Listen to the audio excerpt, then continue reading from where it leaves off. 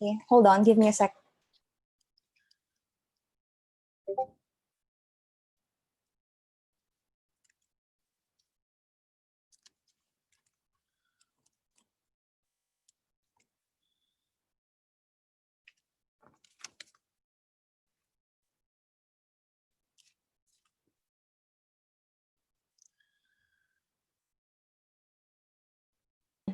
Okay, I'm sorry, I can't open my video because my bandwidth is slow, so. Okay, that's fine. I'll also turn my video off as well. Seoul National, I would recommend you turn your video off as well, just to save some bandwidth. For. Thank you so much. All right, I'll start.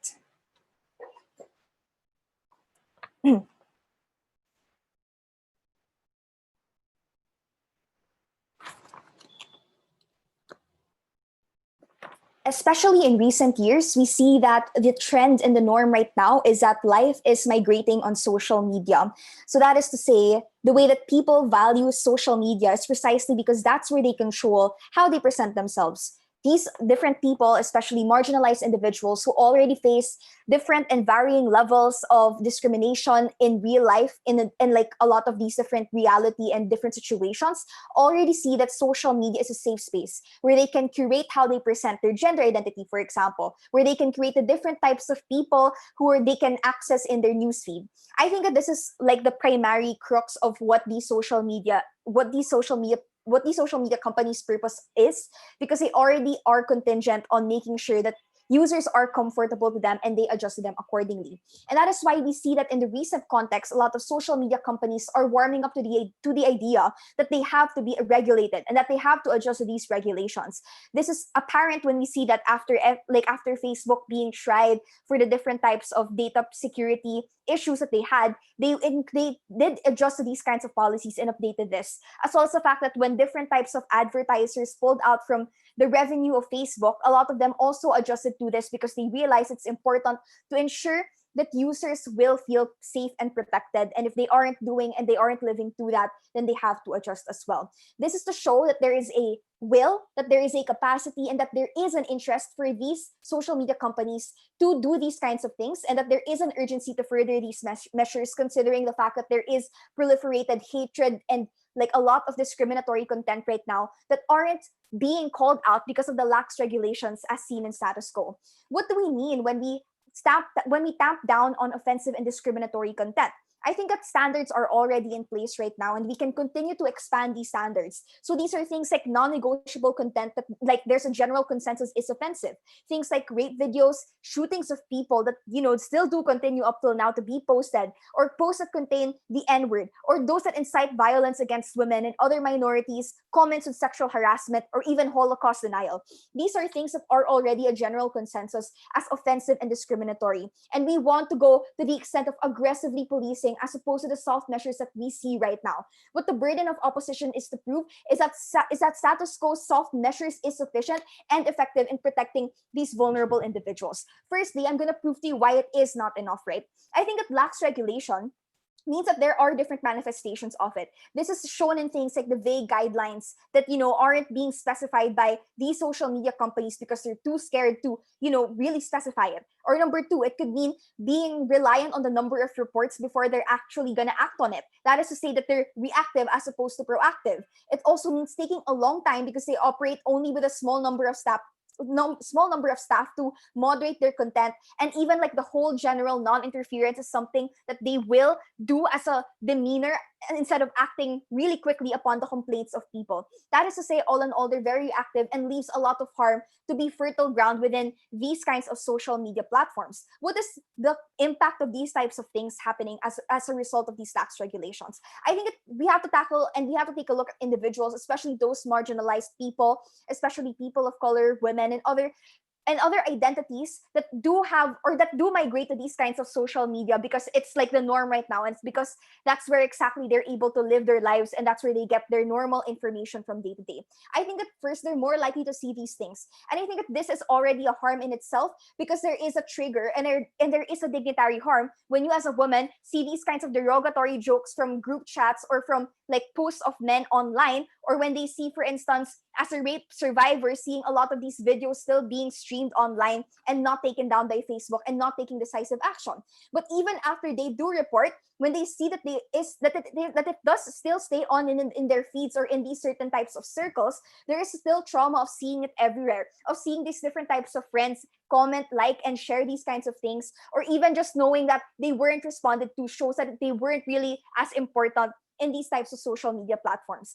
I think that, however, we have to note that there is an active incentive for these social media companies to make it safe. That is because that there is competition with other social media companies, and that is reliant on customers buying into your service. But if a lot of people do feel like they aren't safe and they aren't comfortable with it, then they'll migrate to different platforms. Like, that's why a lot of Tumblr users, because it was a toxic environment, eventually moved onto Twitter. So there is like an incentive for them to do so. And of course, you don't want to go to the extent of taking it to court, because that's going to be bad for business. I think that's why these platforms already ban hate speech, except they're hesitant to actually specify and take decisive action, because what they think that they are right now is that they are a neutral platform that hosts all these different ideas, when that's clearly untrue, because that's not the case anymore. When they are publishers of information that affect day-to-day life, when we see that a lot of people are posting a lot of different fake news, it does affect the decisions of people. Or when we see people posting discriminatory information, it does embolden people to actually create hate speech or hate attacks even in real life. So it does carry and affect day-to-day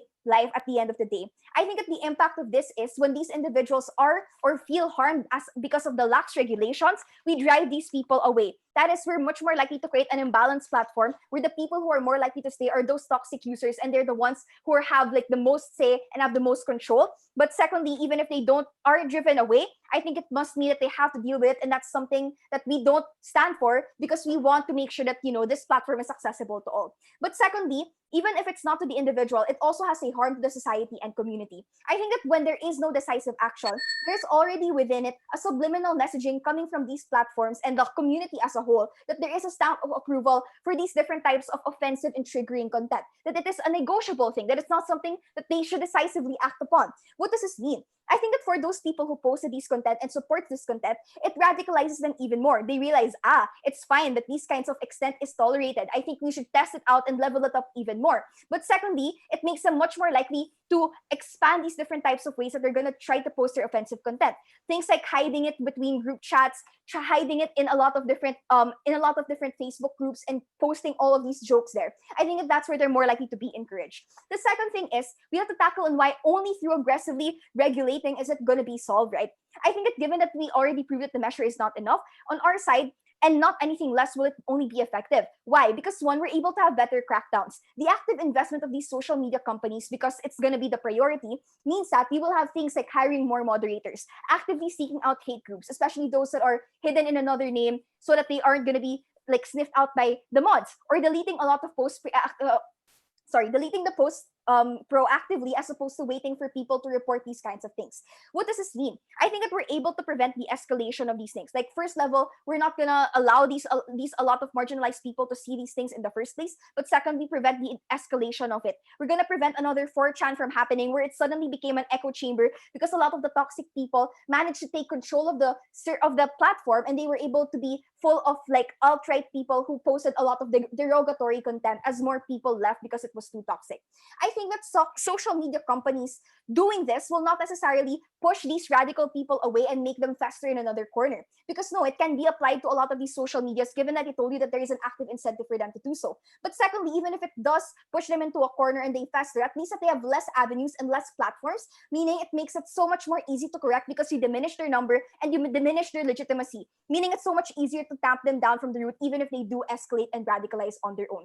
Even if it constitutes silencing on our side to an extent, these vulnerable people are something that we wish to protect, because the risks are too great, especially when it carries on to their daily life. We're very proud to propose. Well, I thank the speaker for her speech, and now I'll invite up the first speaker of the negative team to open the team's case.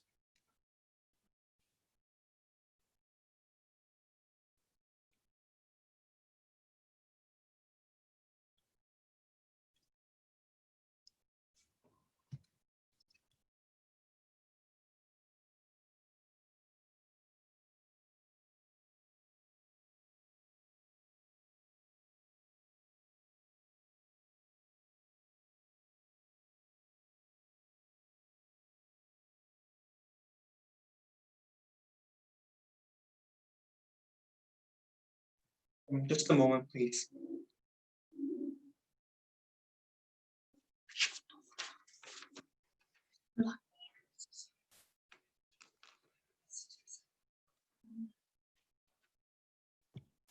Cool. Seoul National, if you're able to, I would encourage you to turn your camera on, just for the viewers on YouTube, so they have a face to put to the speaker. If you don't want to, that's fine as well.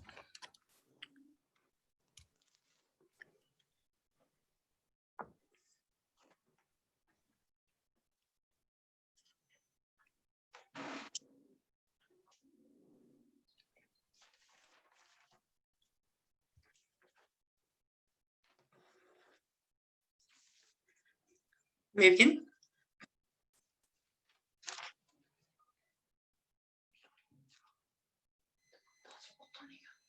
So I think the affirmative side is kind of taking too much of a soft stance in today's debate, because they say that their aggressive level of censorship is only like talking about things like degree, about the censorship towards obviously bad and discriminatory and offensive contents. But I think this debate is not only about the degree to which they actually activate those kind of censorship. I think it is also about the standard as to how you can actually distinguish what is discriminatory and what is not much discriminatory, because we tell you that discrimination and the standard of it is actually based upon the social consensus. It can actually be very fluidly changeable based upon the social narrative that actually exists right now in the status quo. So I think there actually needs to be discussion over this issue as well, simply saying that, hey, thinking about like rape issues, think about like too much offensive like arguments against people like gay individuals or black individuals is not much of a, I think they're trying to only focus on a very small scope of today's debate. Having that said, I'm going to talk about two things in my speech. First of all, I think I'm going to tell you as to why a social media company is not much of a good actor in today's to conduct censorship. And secondly, I'm going to tell you about social discourse and how it is going to be harmed under the affirmative side scenario. First of all, why are media companies not much of a good actor? Because first of all, I think we cannot assume that those corporations are not unbiased, right? We have seen plenty of like examples. For example, when Facebook actually leaked information to Cambridge Analytica for like in order for maximization of their profit incentive, and also in case of like China when they actually have control over their own social media companies, we negate the very premise that they are going to be very neutral at the first place. For example, like let's say that there actually is a liberal like lobbying and like there is a liberal lobbying from towards a certain media company, and I think they are going to try to push a lot of broader standards of discrimination to actually try to deal with all those kind of offensive languages at the end of the day. Secondly, also I think even if some corporations start from neutral standards, so let's try to be charitable and generous and say that certain like corporations are altruistic enough to actually adopt very neutral standard at the first place, even though we believe standard in and of itself is actually murky at the first place. But we still believe that actually because for other corporations with malicious intent to adopt oppressive censorship also at the end of the day, because that particular company is also conducting censorship, we are also going to do so with our own like standards at the end of the day. I think those kind of scenario is also very much probable under their side of the house. Thirdly, I think we also have to think about the standards of offensive language in and of itself. I think that is very murky from the very get-go, because as I told you in the get-go of my speech, I think standard of discriminatory language actually is reliant upon how society views discrimination. So I think there needs to be sufficient amounts of social discourse about what exactly is a discriminatory language and what exactly is not. For example, let me give you an example of gaslighting. I think there are some people who think that gaslighting is a very severe problem, but at the same time, some people are simply thinking that it is kind of a legitimate interaction that actually happens within a certain relationship, right? Also, there actually is a religious conflict where people think that like religion is too much discriminatory towards gay individuals, but there are also religious people who don't think in that way. I think there are diverse types of insight and perspective that individuals actually adopt right now in a certain type of issues that actually are in gray area of discrimination and offensive languages. I think the burden that we have to take into this debate is that you are more likely to simply conduct censorship over those kind of gray area as well, because it also has the possibility of discriminatory and offensive languages at the end of the day. Therefore, I think that exactly right? That exactly is the type of bullet that we actually have to buy in today's debate. Second thing about social discourse, I'm going to talk about two things. First thing is about chilling effects. Chilling effect means that because you are worried about censorship, you actually lose the incentive to talk about things because you might be considered as discriminatory and offensive. I think this is especially applicable for people who didn't get much chance to get education so that they can actually use like formal languages or whatnot, because I think their language is kind of more of an informal and it might not seem that much professional and adequate for formal discourse or public discourse. So I think this might seem offensive, but actually that is kind of their usual way of speaking, right? I think these people also deserve the freedom of speech, even though it might seem somehow offensive and discriminatory to other individuals. Why is that so? First of all, freedom of speech is a basic prerequisite for you to express your own self-identity. And secondly, and more importantly, I think freedom of speech is a prerequisite of formulating your own identity as well. Not only is you actually talking about like certain issues, I think because of freedom of speech, other individuals with other type of perspective can also talk about certain issues at the end of the day. Therefore, you actually have time and have opportunity to actually reflect upon your own type of perspective and think whether or not your perspective is really something that is justifiable and something that is actually acceptable in our current society or whatnot. I think those kind of thought process and those kind of self-regulation and reflection process can only happen under our side of the house, because once, even if we assume that once you see certain offensive and discriminatory languages, from the moment other people say and point out that that particular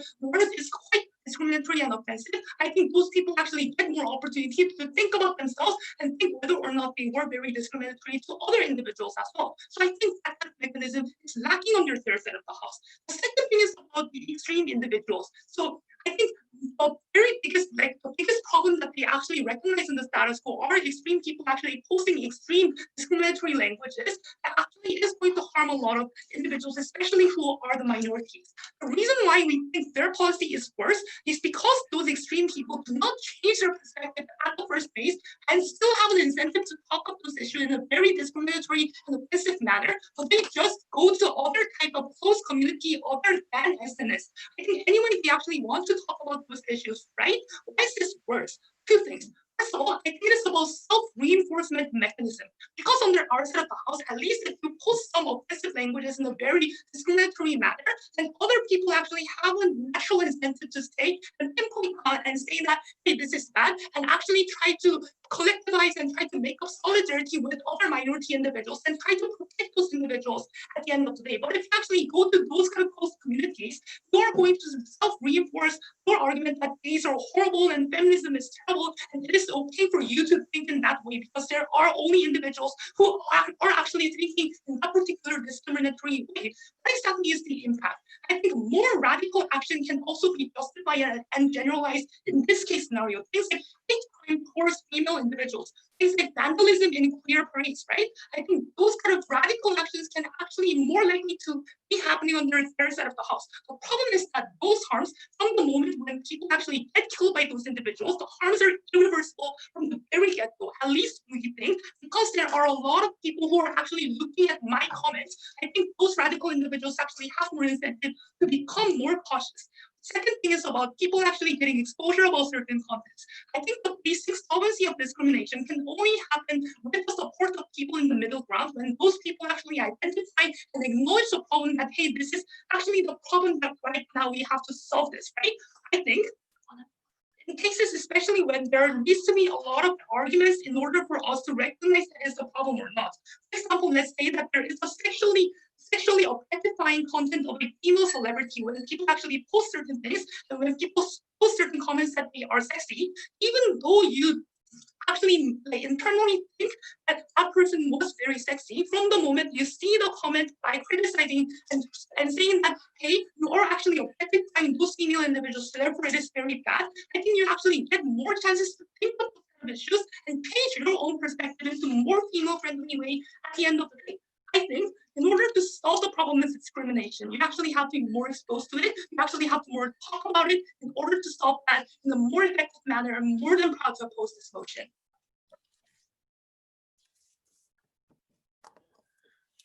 Well, I thank the speaker for the speech. And now I'll invite up the second speaker of the affirmative team to continue the team's case.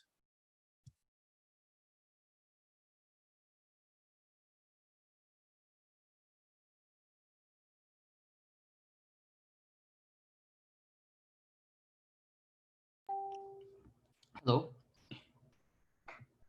Can I be heard? Yes. Cool.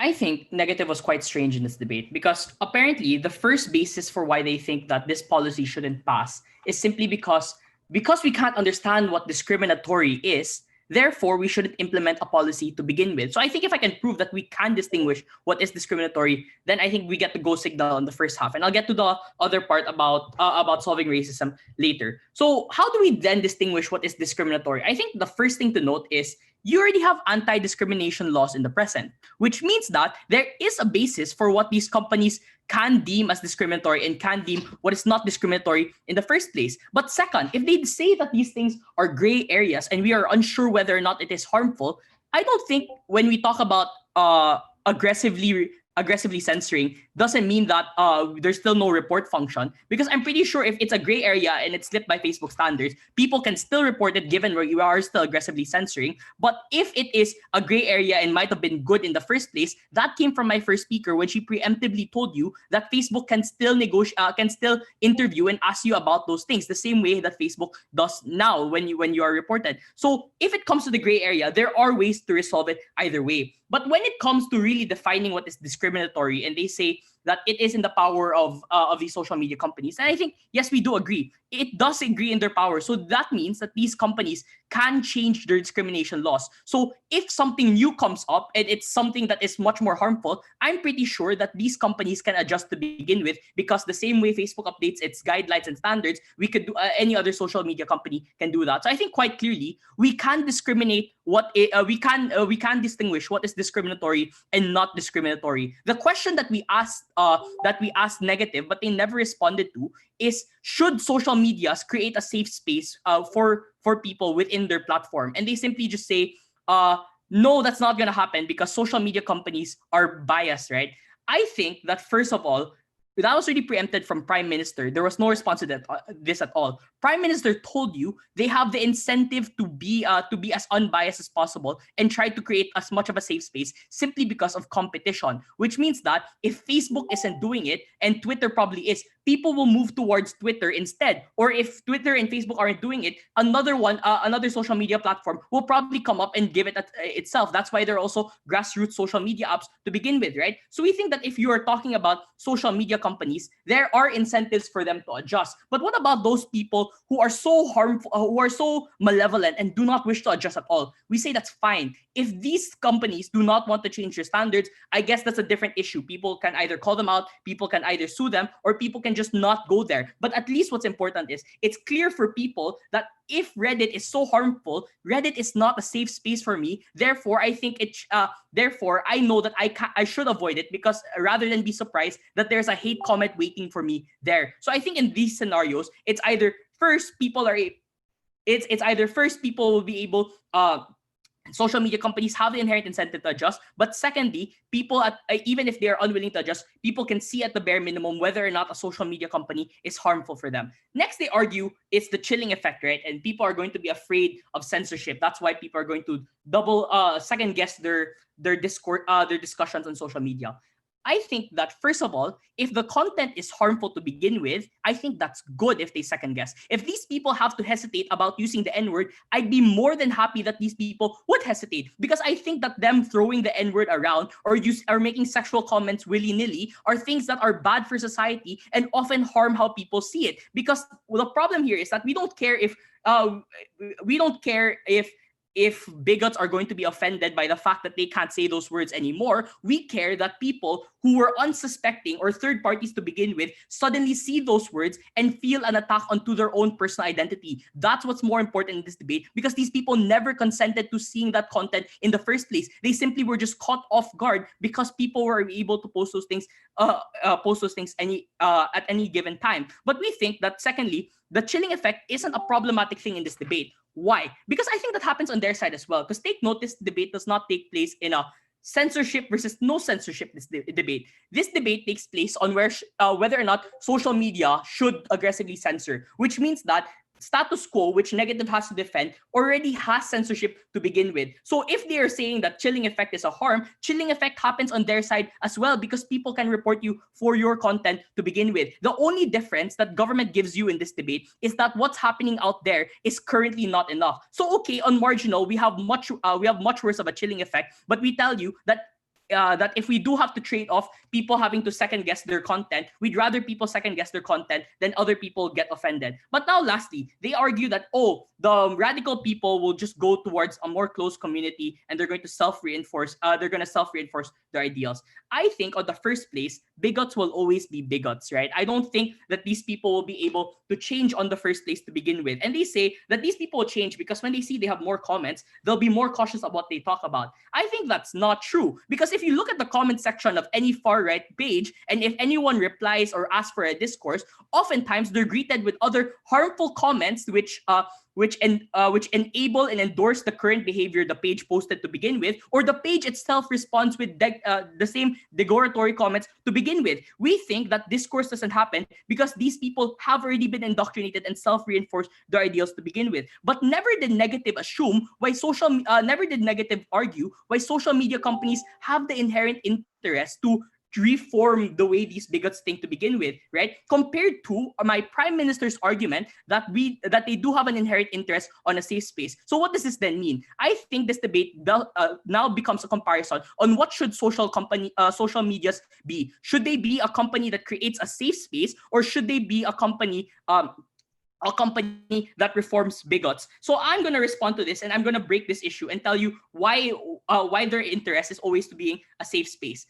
I think that when we discuss about bigotry, the reason why these people, why they're not the attention of social media companies, is simply because when you talk about the main stakeholder of social media companies, it's getting mass amounts of people onto their page. And the problem with getting mass amounts of people onto your page, that means there's a lot of third-party actors who now enter the scene. When you discuss about people who are bigots, these people aren't third-party actors. Why? Because the moment in time they press the post button, they've consented themselves to being content creators. While people do consent to be viewers, they never consent themselves specifically to what kind of content they want to see. So what do we mean by here? When bigots press send, that means that they've consented to the guidelines of being subjected to making it a safe space, compared to people who watch it who have not consented to being shown offensive things to begin with. So in the matters of who's more vulnerable, the people who don't consent to these things are in a much more vulnerable position,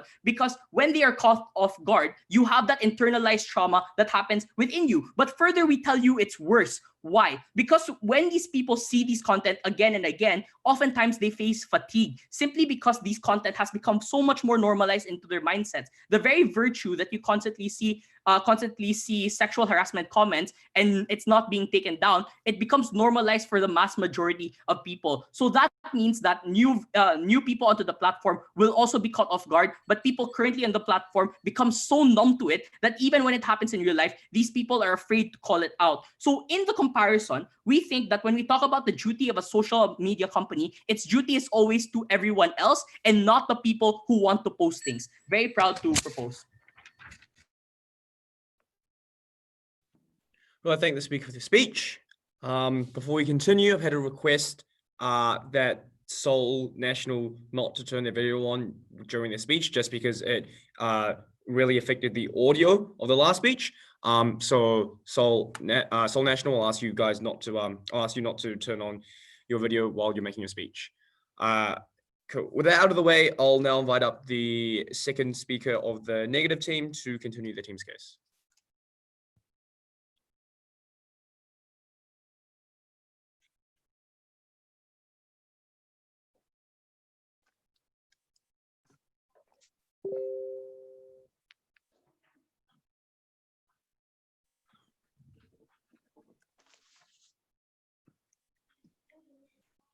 Okay, may I begin? Yep, whenever you're ready. Okay, throughout my speech, firstly, I would like to tackle the point on how in the affirmatives world, the standards will never be perfect, and how this kind of, even the small room for it being imperfect leads to a whole lot of problems and harms. And secondly, I'm going to prove to you why even in the affirmatives world, minorities will suffer to a greater extent because it is actually illusion of solvency. So before moving on to my speech, first thing to question to the affirmative side is that the previous speaker just talked about how like there is an anti-discrimination law, therefore such kind of social media checking after discrimination is legit. However, we think this point itself actually mitigates the benefit state that they were talking about, because since this anti-discrimination law exists, like the social media actually intervening into censoring those, actually we don't think those benefits are very exclusive to your side with the existence of anti-discrimination law. And secondly, they talked about the motion itself says explicitly that they will be censoring aggressively, which means that it will be to beyond the degree on the area of area that is punishable by law. So that's the thing. We think they actually carries a lot more burden that they are describing that the previous speakers have described. So having this said, let me move on to the first point about how those standards can never be perfect. So they talked about they said, the first speaker talked about how the companies will have the incentives to be as neutral as possible. However, and that is because they want to hold as many users as possible, and users can simply move to another social media platform if they are unsatisfied with the standards that the social media companies present. However, we tell you that this is very impossible. This is very unlikely case, and that is because in case of social media, there is a huge monopoly happening in status quo like Facebook and Instagram, and there's a very few social media like mainstream platforms that we can point out as we all know, and that is because of network effects, saying that social media companies really get larger and larger at an exponential speed because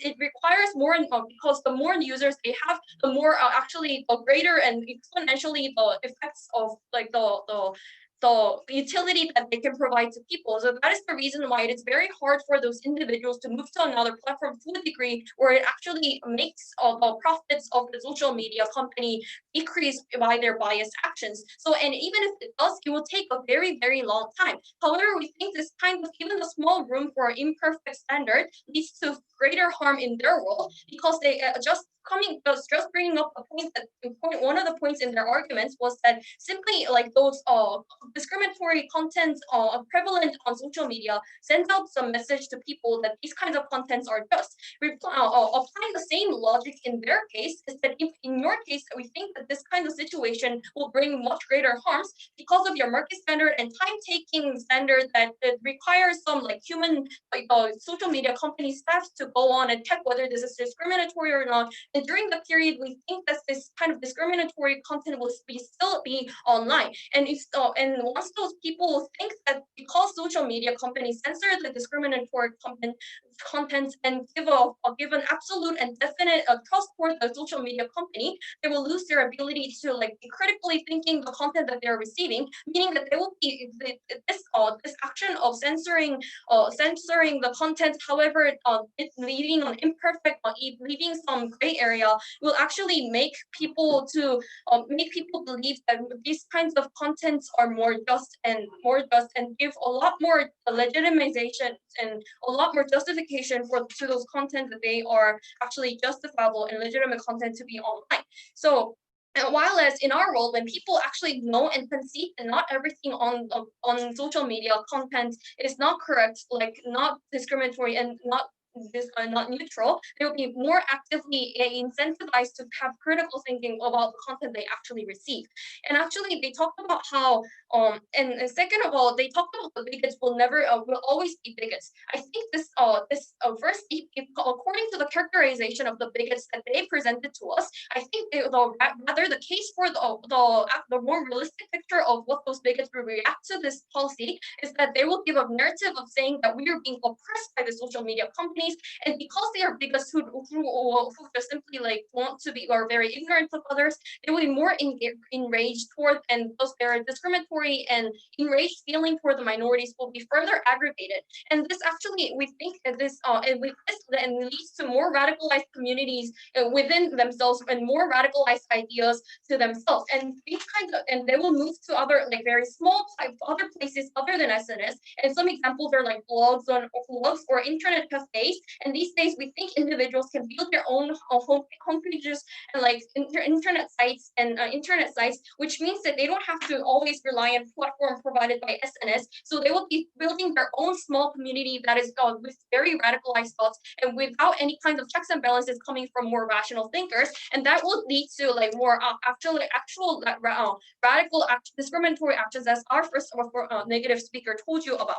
And secondly, we think rather on our side how the checks and balance is going to happen better on our side. And before that, let me move on to talking about how this is actually an illusion of solvency. So even if those kind of discriminatory contents are deleted from the social media companies, as we have been constantly telling you, these bigots will stay as bigots, and also these kinds of minority people will still also receive similar amounts of oppression and discrimination out in other aspects of their lives. So they will have to experience such kinds of discrimination at some point of their life, which mitigates a lot of the benefit that the government has tried to present to us.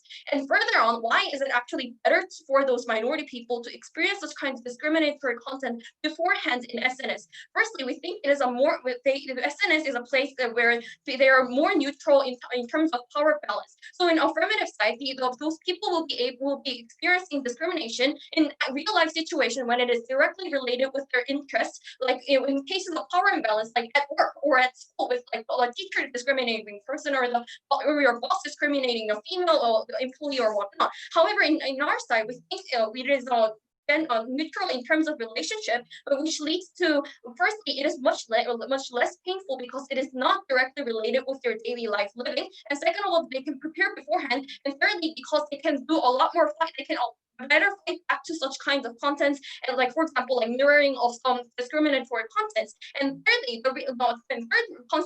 third mechanism as to why this is much better is that because those kinds of explicitly offensive contents actually receive a lot of criticism from firstly from progressive and rational thinkers, and especially this is realistic because SNS has a lot of young age or young progressive people who are actually in the trend of supporting for progressive ideas and less discrimination and less offensive ideas. And secondly, because leader of minority movements, these kinds of people can also reach out to the minorities in very close areas who probably didn't even know that they were being discriminated, who probably didn't know even have the self-esteem enough self-esteem to realize that they are getting unfair treatment in the first place. So explicitly getting all those kinds of criticism actually leads to them feeling of safety. And second of all, again, those minority people can finally, some of them really minorities of the minority people who weren't even able to realize that they were being discriminated, they can finally realize and actually reach out for the rights that they actually really deserve in the first place. So what did we tell you? We told you that their standards are murky from the first place, and because it is imperfect, it will lead to much further harms. The harms they tried to point out in status quo will be further aggravated in the affirmative side. And second of all, we were successful in telling you how minority people is much better for them to experience this kind of discrimination rather than rather than before experience them in real life. That's the reason why we're very proud of this. Thank you. Well, I thank the speaker for the speech. Apologies, bell didn't go off at 6 minutes. Now I'll invite up the third speaker of the affirmative team to conclude the substantive portion of the team's case.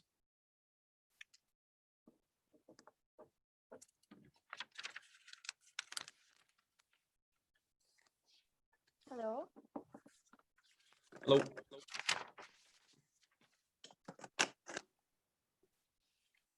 Okay. I will set up my timer.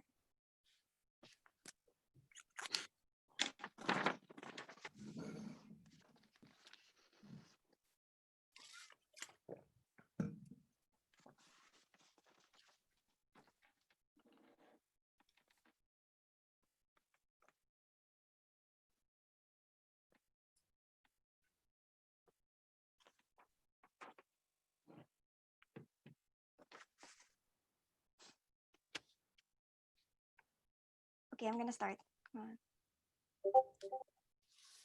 When free speech was given to individual people such that their rights must be protected, it wasn't created so much so that it is the most important right, that the right of individuals to not feel oppressed or not feel offended or to be free from discrimination is inherently less important than that free speech, which is why I think negative lives in a very idealistic and kind of naive world to say that every speech is beneficial and regardless whether or not it's discriminatory or offensive, it has space within our society. When in reality, if people do hate speech outside and rally on the streets like Charlottesville, we imprison them and jail them. But when they do it on social media, they get scot-free. They're gonna be reported probably, and they're gonna get taken down after like 3 weeks. But the harm is done, and there is no punishment. Which is why we think, given the different urgency that we posited coming from our first speaker, that the obligations of a social media company has changed to not just be a platform provider,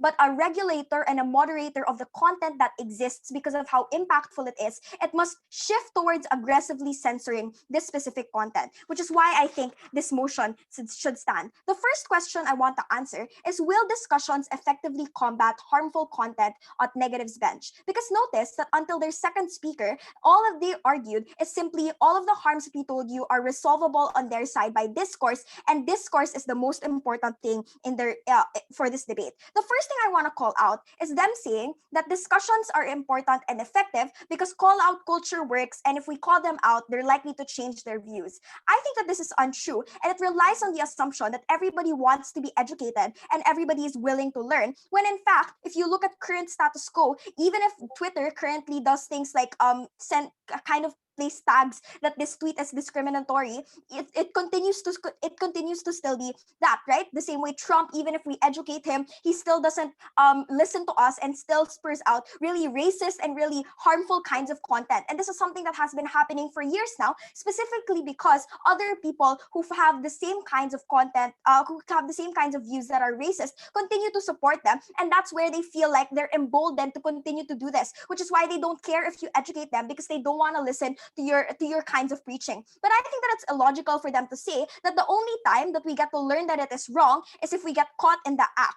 I think that that the fact that when you try to tweet the N-word, for example, at Affirmative's World, and you get banned from it, and Facebook proactively takes it down, for example, or the fact that you don't see anybody else tweeting the N-word, probably means that you know that you shouldn't do it as well because it's wrong. The same way that I don't need to be tried in court for murder for me to understand that murder was wrong in the first place, because these are things that are objective, in the first place, and it's easy to teach these people by making sure that we prevent them from doing it at all. If there is no kind of example within these social media spaces that it is happening, and it's something that's likely to be rejected as a social reality in general. But even if, let's say, fine, that call out culture does work, we question, is call out culture something that is going to be constant on their side? Which is why I don't think that it was necessarily comparative. We told you that call out culture only works if, number one, we get to cover all grounds and we get to report everything in general, and we don't get to do that in status quo because bot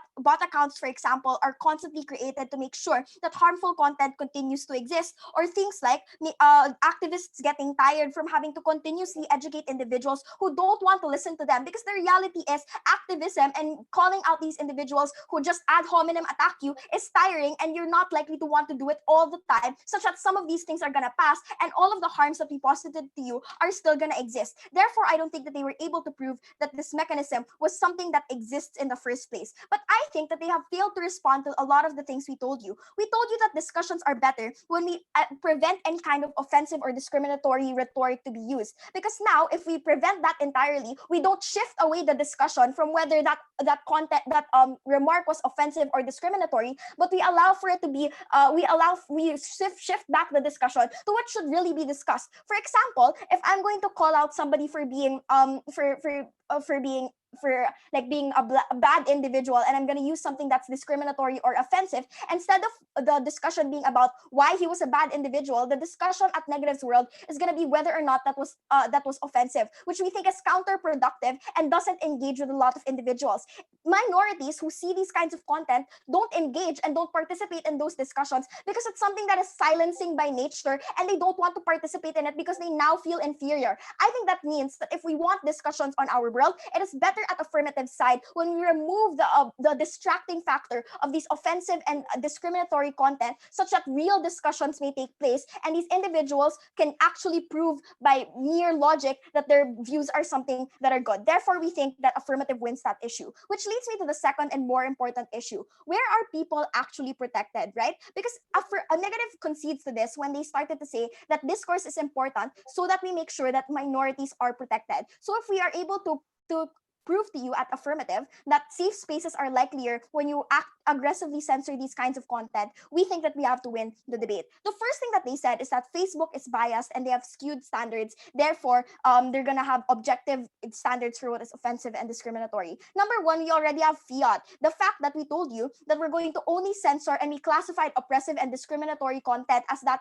of baseless, prejudiced kinds of comments, that means that we get to make sure that those are the only extents by which we censor right now, the same way that it exists in definitions like the Equality Act and anti-discrimination bills. But more than that, I think that there are laws to determine this in the first place. The same way that the Communication Decency Act was able to define what is obscure by linking it to child pornography, we are able to make sure that that other individuals that are independent, for example, of Facebook, can create these kinds of definitions in the first place. So we don't think that the subjectivity of Facebook is a problem in this debate. But more than that, I think that even if fine, it might be not, it might have gray areas. For example, number one, if those are gray areas and we can't really call them offensive or discriminatory, then that probably means that they're outside of the debate and they'll still exist. We can negotiate about that in the future, but at least we make sure that on our side we get to make sure that the clear-cut offensive statements, like using slurs like the N-word, like saying that the Holocaust didn't happen to a community where Jews also see your posts, are things that we get to massively prevent.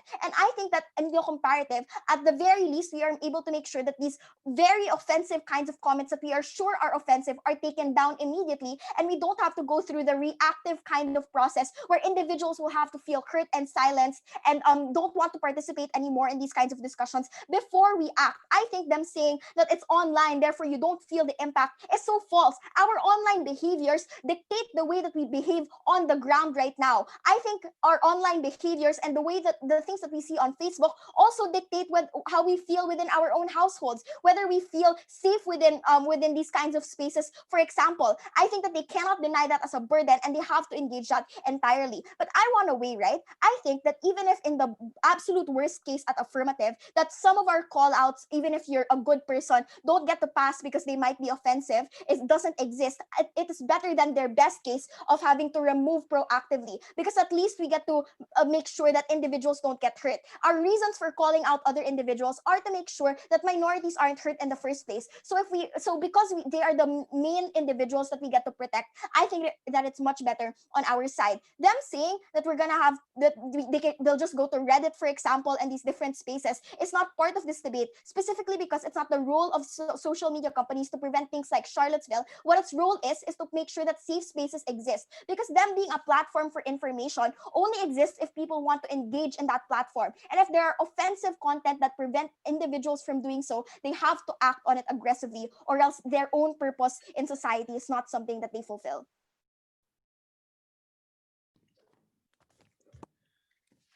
I thank the speaker for the speech.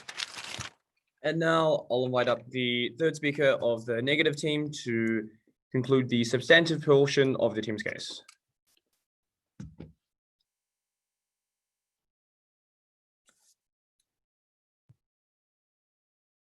Just a second, please.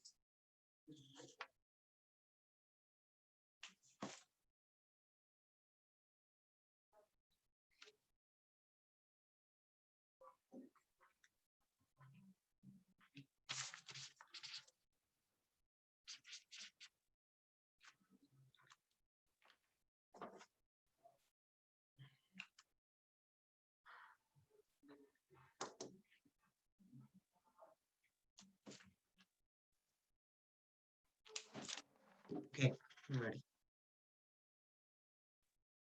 So before anything else, I just want to point out a massive case shift in the government in the third affirmative that we heard. Because at the first affirmative, they told you that right now anti-discrimination law is too minimal and they want to maximally apply the standards. And then on the third affirmative, they tell you that the regulation on their side from Facebook will be minimal, which I think is extremely confusing.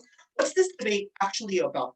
Yes, we agree that in the case where the law dictates that something is bad and that is something of crime, we're willing to concede that that is legitimate because the majority of cases, law is formed in a way in which a clear standard that is objectively applied is the standard that is held because that is objective of court, that is in the result leads to people being prosecuted, which is why we agree to things like if a rape video is posted online or if false information is posted online, we're willing to promote regulations on that area.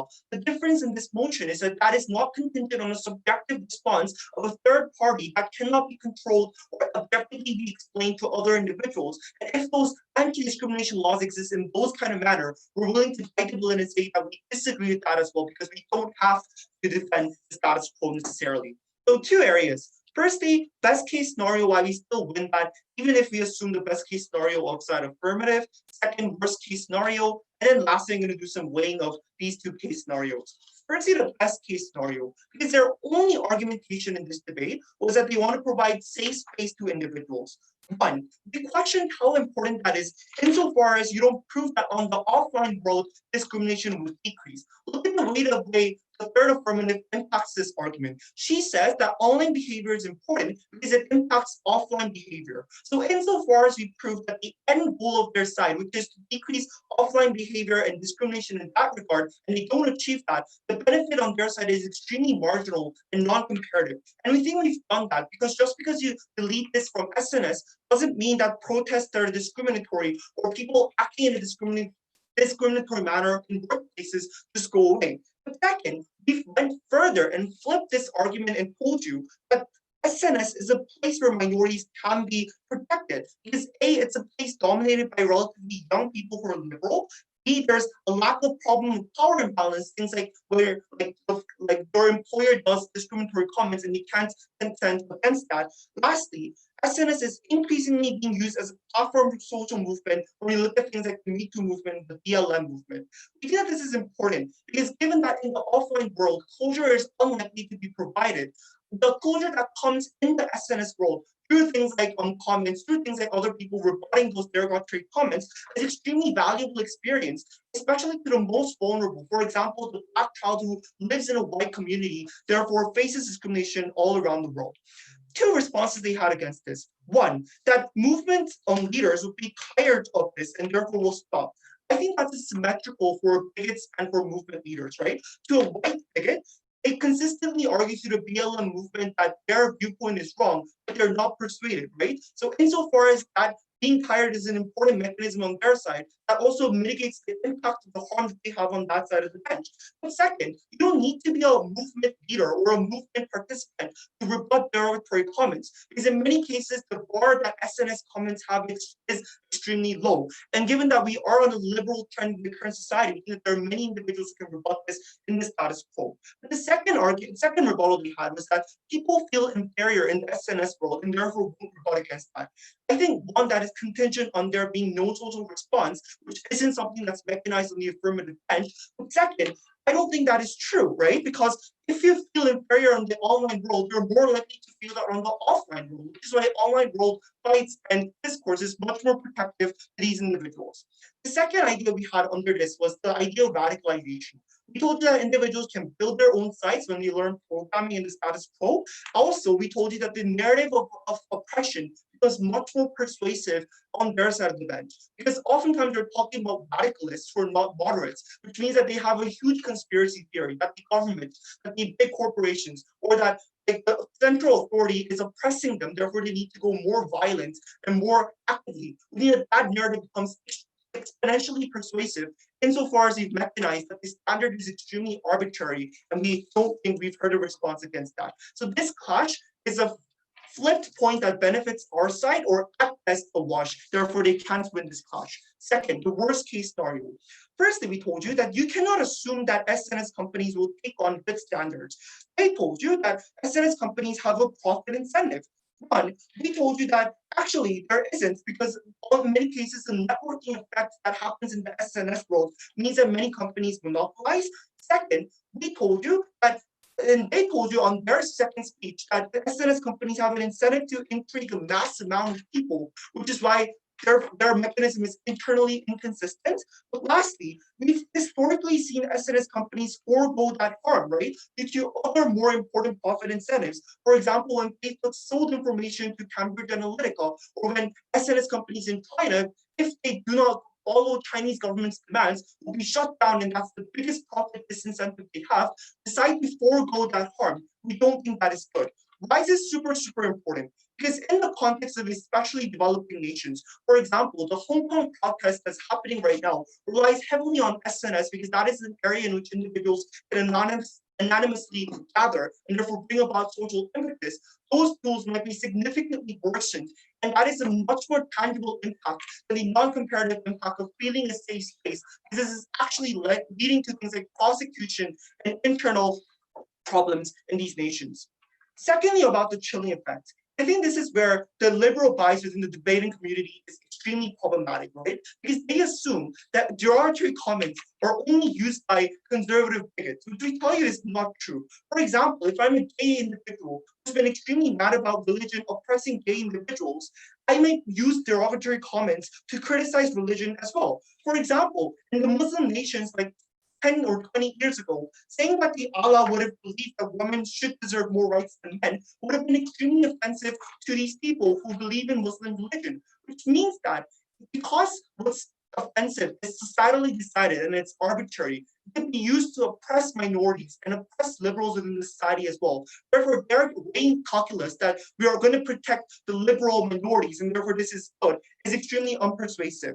We tell you furthermore that maybe in the short term, this chilling effect may not be tangible, but in the long run, we think this is extremely tangible and important. For example, 10 years ago, saying that I don't really hate gays, but I just don't like gay sex, or I think that's disgusting, would have been accepted as a socially accepted phenomenon.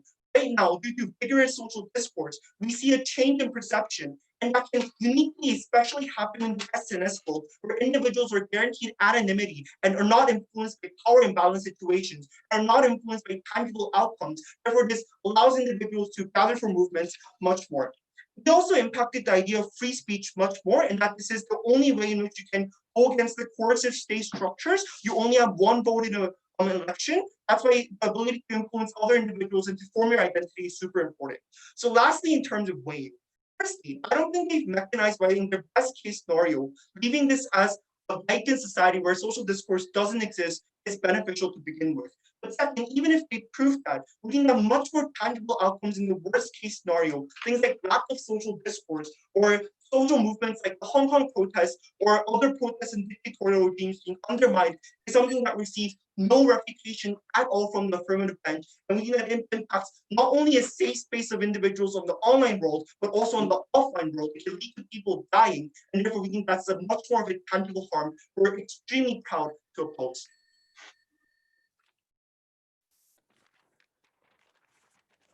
Well, I thank the speaker for the speech.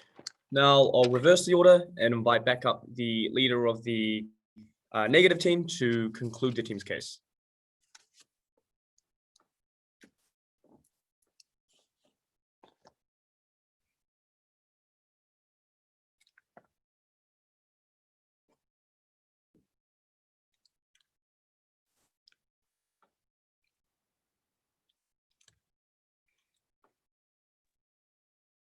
May I begin? Hold on. Yeah, whenever you're ready. Yeah, thank you. Two questions that I'm going to answer in my speech. First of all, are SNS companies really neutral actor? Secondly, about the protection of minorities. First of all, SNS companies. I think there are a lot of mechanisms as to why we told you those SNS companies are not really going to be neutral, or rather going to be prioritizing their profit incentive at the first place. First of all, we also talked about networking effects. Secondly, we also talked about why those like media corporations still have the incentive to prioritize the imminent profit incentive rather than like further like trust issues at the end of the day. Although we also talked about monopoly, right? Because those big conglomerate like media corporations actually have a large power and actually dominating those media SNS industry, we didn't really think that good competition is going to happen as they ideally try to want to describe in today's debate. But we didn't see any kind of response from that. Secondly, about the protection of minorities, I think this clash is one of the most important clash in today's debate, because even if we buy the best case scenario, and even if we say that SNS companies are like so neutral to the extent and actually have the perfect standard to say that, hey, this is derogatory and this is not derogatory, we still believe that protection of minority clash still exists within the framework of their best case scenario. Please note that. Having that said, the biggest issue that they talked about was safe space, and why like seeing discriminatory comments is so like traumatizing to the extent that they just don't want to see that at the end of the day. So I think there was, first of all, no mechanism as to why SNS should be the safe SNS necessarily should be the safe space of individuals. And secondly, and more importantly, I didn't really see as to why in their alternative world, why individuals are going to feel like more safer in a discriminatory situation, especially when we told you that discrimination actually happens even in your real life situation as well. So even if you assume that you actually get somehow like some level of comfort, especially when you cannot properly deal with the discrimination that is ongoing within your actual real life, we believe that is something that this means that you are unable to provide an adequate level of safe space for those kind of individuals. That's the reason as why my biggest question in my reply speech is how can minority individuals better deal with the current discrimination that is actually happening against those kind of individuals, right? I think the reason why their side is worse is because, firstly, of the self-reinforcement mechanism that actually happened within those radical individuals. Because there actually is no checks and balance mechanism in such close communities that they are going to gather around under their set of counterfactual. They actually have more justification, they actually have more reinforced mechanism of their bigotry at the end of the day, which actually leads to things like hate crimes, which actually leads to things like vandalism in queer parades, which was mentioned in my first negative speech, which actually had no response from them whatsoever. I also told you that those harms were very irresponsible to the extent, very irreversible to the extent that we actually have to prevent this from happening at the first place. No response also. Secondly, talked about power imbalance also, because especially when considering that discrimination actually happened within the hierarchy of individuals, especially when you are discriminated by your teacher or your employer, it's very hard for you to say no to that particular person, right? Why is it better under our side of the house? First of all, we talked about as to why SNS is now being the platform of progressive movement. Secondly, we also talked about young individuals actually trying to have more progressive ideas and trying to tackle those bigotry and tackle those discrimination at the end of the day. So I think, as our first negative has told you, when the derogatory comment actually becomes a very trigger for those individuals to stay and to openly criticize those derogatory comments at the end of the day, I think this is a better mechanism that we can actually solve those kind of problems, because now we can show openly support and say that, hey, we are here for you. We are actually providing a lot of support and solidarity for you to live a better life at the end of the day. What is the conclusion? I think safe space does not only happen in the complete elimination of those kind of derogatory comments, especially when those people also have to deal with those kind of discrimination. I think the biggest problem is that they didn't really explain as to how discrimination actually happens in the real world and how those people can actually have their calculus to deal with those kind of discrimination. I'm extremely proud to oppose this motion. Well, I thank the speaker for the speech. And now I'll invite up the leader of the affirmative team to deliver the last speech and conclude this debate.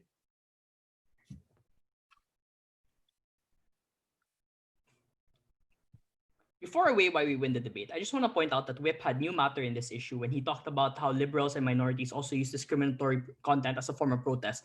That's new matter because it was never explained from their first two speakers, which means that it's unfair because we can't respond to it. But secondly, we've smartly already preempted it from second affirmative when I told you that because these are harmful words to begin with, it forces people to alienate from the discussion. That's why it's not effective in the first place and it doesn't get sympathy. But thirdly, why would fighting against a capital, or why would protesting be seen as discriminatory? Hi, my rights are being taken away from me. I don't think that's pretty offensive. So aside from it being new matter, apparently it's just unrealistic and absurd to begin with. But lastly, we also told you from first speaker that they can appeal in the first place. So I don't get what's the harm there. So I think that Whip had to look better into the case rather than try to sneak in an argument. But now let's ask, when we ban murder, did murderers make their own secret club where they could secretly murder people? No. But okay, murderers still did existed, but the fact is they've decreased in numbers simply because they knew there was punishment or it was unacceptable in society to begin with. But even if murderers still existed,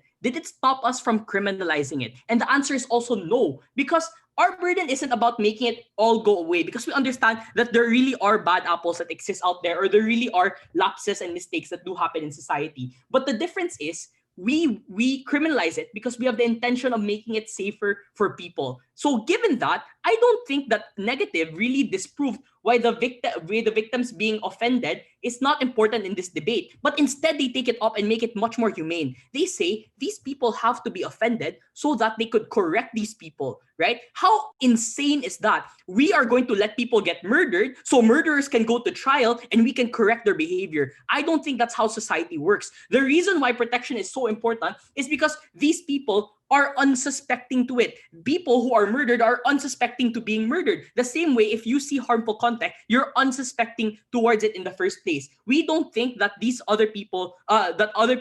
that people should have to adjust their lives or face harm simply because of the cause of educating other people in the first place. And they didn't even give you an interest as to why social media companies want to correct the behaviors of these bigot people in the first place, when we've called it out from Second Affirmative, and they had two speakers to do so anyways. But more importantly, they never responded to the urgency in the debate, where we said, if it proliferates, it makes it easier for bigots to first be empowered to continue doing it. They didn't respond to that. But second, it also means to actions that translate on real life. And Whip tried to disprove the link, but the reason why him disproving the link doesn't kill the argument is because the argument didn't mean that it was linked together. The argument from Prime Minister said that there are two harms that exist. It's either you don't feel safe in the real world because those actions do translate into action, but secondly, you don't feel safe online because people continue to do these actions in the first place. So I think on that comparative, Whip was not able to properly take down first speaker's argument, but furthermore, first speaker's argument harm remains in this debate. They didn't give a way off towards it. They didn't accept the trade-off. But second, when we talk about people, they said that, oh, there are good social media platforms where people can move in the first place.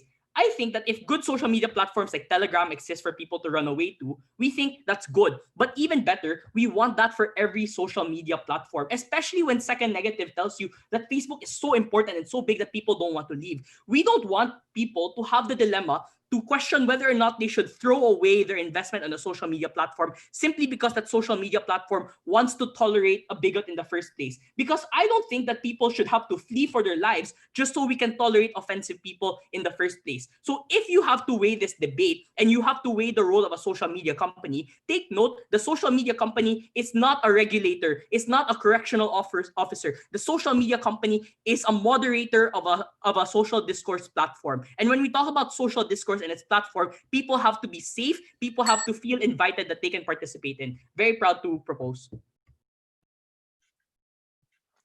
Cool. I thank the speaker for his speech and thank